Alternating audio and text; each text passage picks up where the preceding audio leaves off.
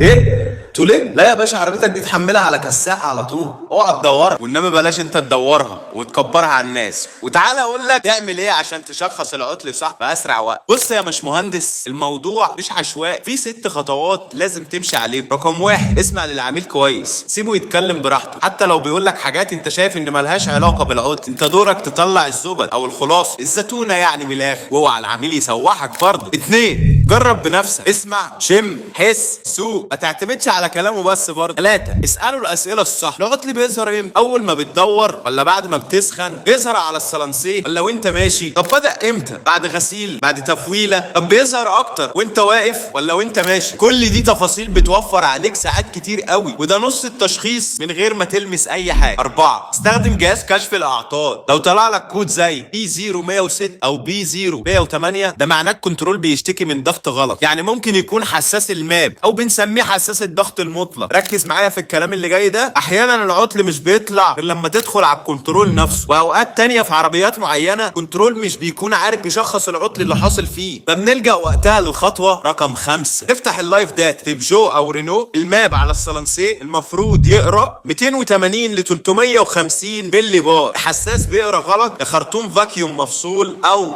في جوانات المنف. رقم 6، ما تغيرش اي حاجه قبل ما تتاكد، او لو لزم الامر يعني جرب بقطع غيار من عندك. في النهايه احب اقول تشخيص الاعطال مش حظ، مش ان انت معاك جهاز شكله ايه او ايه، اهم حاجه الشخص اللي بيكشف. او مشيت على خطوات واضحه هتوصل للعطل بسرعه من غير ما تغير قطع غيار على الفاضي. مش مهندس معاك دايما، تابعنا عشان اللي جاي فيه اعطال خبيثه بس بحل بسيط سريع جدا ان شاء الله. لو عندك مشكله تانية في العربيه تبقى في الكومنتات وانا هساعدك في الفيديوهات الجايه ان شاء الله.